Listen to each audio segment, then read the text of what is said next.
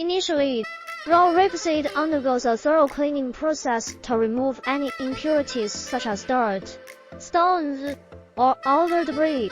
This step is crucial for ensuring the purity and quality of the final product.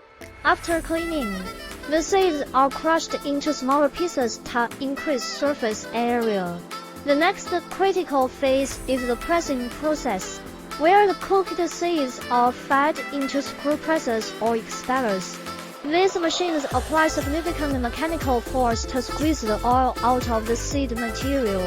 The pressure generated during this stage separates the oil from the solid residue, known as cacao meal. Following the pressing, crude rapeseed oil is collected and sent for refining.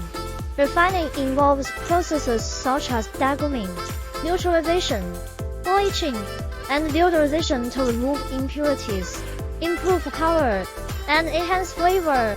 These steps result in a high-quality, clear.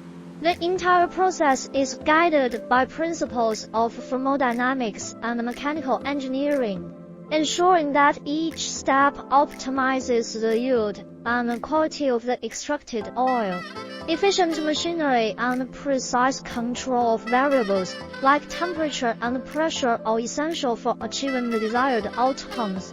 Through this systematic approach,